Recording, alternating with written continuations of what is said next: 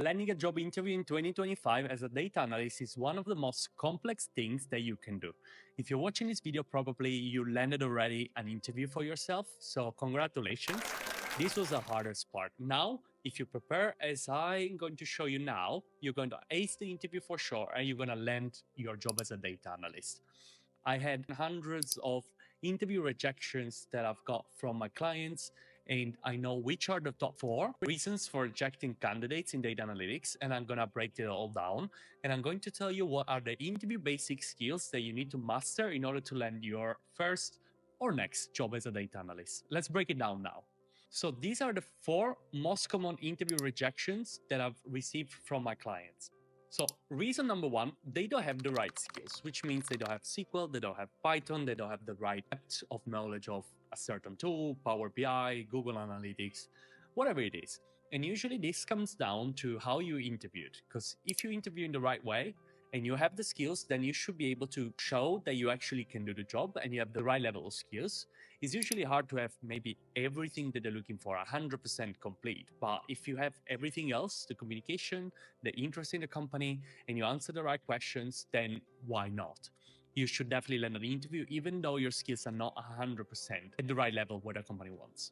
Number 2, bad communication, which means that you cannot communicate clearly. You cannot communicate to senior stakeholders or non-technical stakeholders, or you did an interview where you weren't able to communicate in the right way. Maybe you talk too much or maybe you talk too little. Reason number 3, you were not prepared. So you didn't ask a question about the company or the team. You didn't understand the role fully. You didn't ask the right questions. There's so many reasons why interviewers think that candidates are not prepared. Reason number 4, they were not interested enough.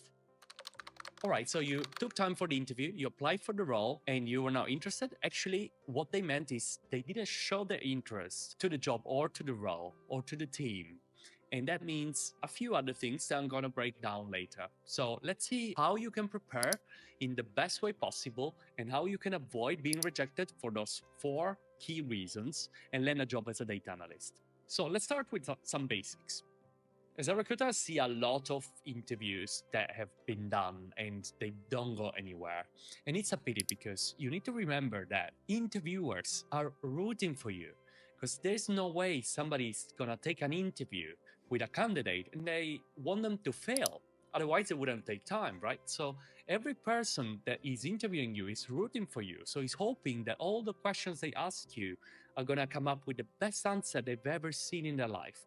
Nobody's saying, oh, I hope they don't answer this question well, because it doesn't make sense. So everyone is rooting for you. So whenever they reject you, for them, it's not a good thing, because they wasted your time and they still need to look for people. So if you land an interview and you're in front of the hiring manager, you have a very big chance. Let's say you see a job and you see that there are 100 or 200 people that apply to the job. Probably you are one of the top 5 to 10 people that have been interviewed. In that case, you have a 10% to 50 to 60% chance to get a job. So you have actually a lot of chances to get a job. So if you land an interview, you shouldn't go there scared that you don't have the right skills. You shouldn't be super anxious that you maybe cannot get the job, because actually if you're there, you have the right skills, you have the right experience, and probably you are quite qualified to get a job.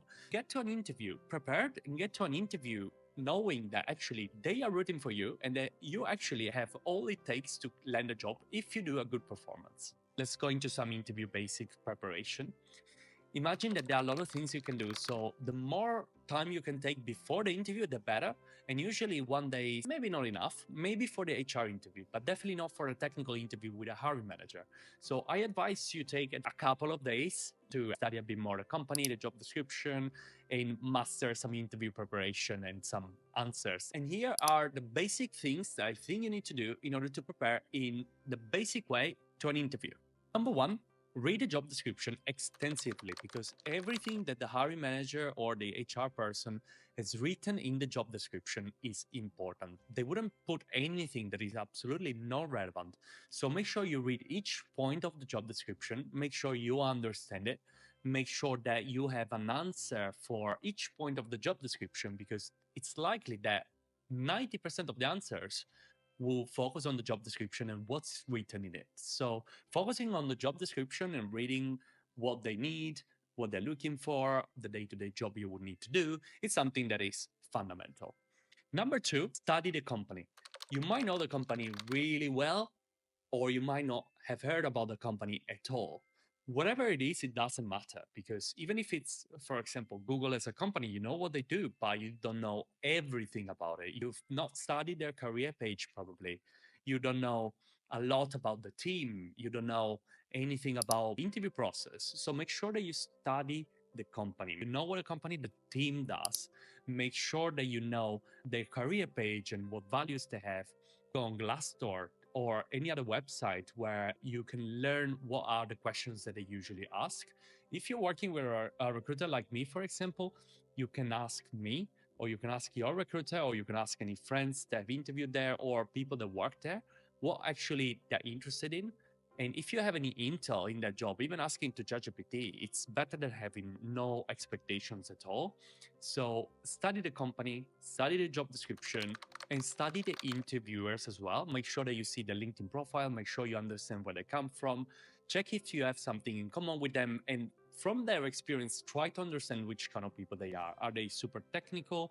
In that case, they might ask you a bit more technical questions, or are they non-technical at all? They care if you actually can code, and if you can give the data to the hiring manager for them to make the decision, for example.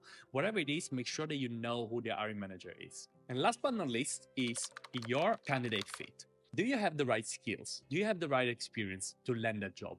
And you can check that by actually reading the job description, understanding it, making sure that you have relevant examples that you can share with them, and have all the mandatory skills that you are required to have. If there is something that, for example, you've never done before, let's say Excel, SQL, and Power BI were the main things that they were looking for. And you have Excel, you have SQL, and you have Tableau. What do? You can talk about your experience with Tableau and how relevant it is to Power BI. Usually there are some transferable skills that allow you to answer in a good way, even if you don't have super strong experience with all of those skills and tools that a company is looking for. Because most often than not, companies don't need you to have everything that is written on the job description. So this is something you can do to focus on the interview preparation and make sure that you come to the interview in the best way possible. On the day of the interview, make sure that your room and your background is clean and tidy, internet connection works well, camera is active, you have the tool that you need to use in order to do the interview, and you have the right time. The amount of people that they showed up late or didn't have the link is astonishingly high. And now let's get to the actual interview. So one of the most frequent questions that everybody asks during an interview, the first real question is, you think it's tell me about yourself. This is the second. The first question is actually, how are you? How was your day? Chatting about the weather if you're in London, for example. Those are questions that are actually very important because they try to understand how communicative you are, how friendly you are, and engage with that questions and answer and be curious about the other person as well, because this is a key part to make sure that the interview starts in the best way possible. There's nothing more awkward when I got in an interview with people for screening candidates, for example, for a job, and I try to make a bit of small talks to understand a bit more the person, and I have nothing back, and I have their absolutely no interest in answering any question. For me, it's an absolute interview killer. So make sure you are prepared to engage in conversations about your life, about your weekend, about anything that they're chatting about. And as we said, second question is, tell me about yourself. This question comes up most often than not. So make sure that you're ready for that. The best way to answer to that is not to start from your kindergarten and explain what you've done every day for your life until you are 25 or 30. Start from the education that is relevant for this job. Make sure that they know what your background is. Talk about the skills and tools that you actually read on the job description and you know that they are key part for the role. And then part number 4 is link your experience and your skills to the job. And your sentence saying, this is why I'm interested in this role, because I think my role aligns really well with the company's goal, with the role, long-term future I want to have.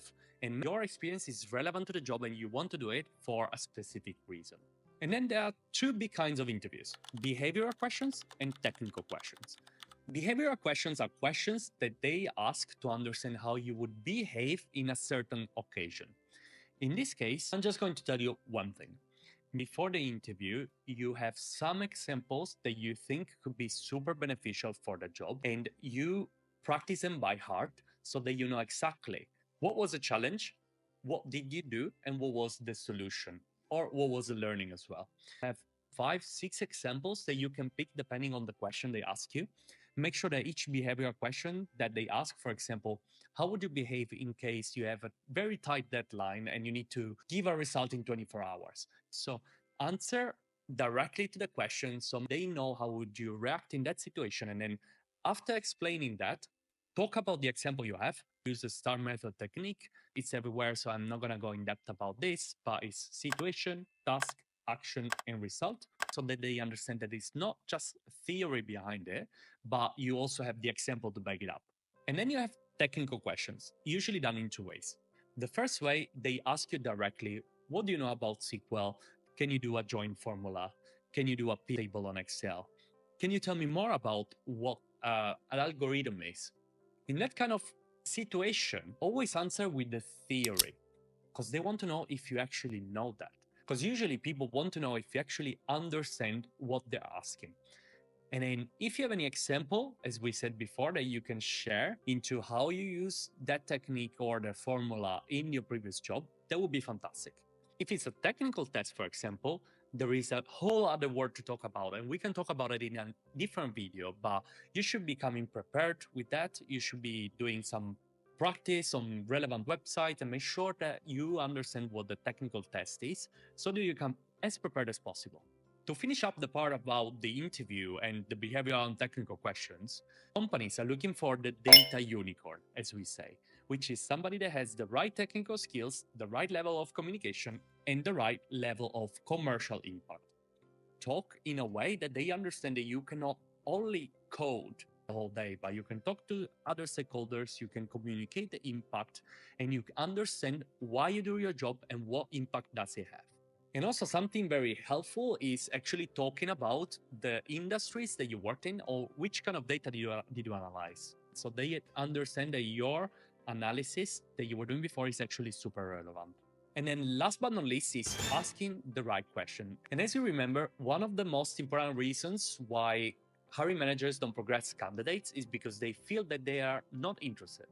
So aside from your enthusiasm that you should put throughout the whole interview, make sure that you ask the right questions. This is the reason why hiring managers understand that you're actually interested. If you don't ask any questions, they don't think you're going to be interested.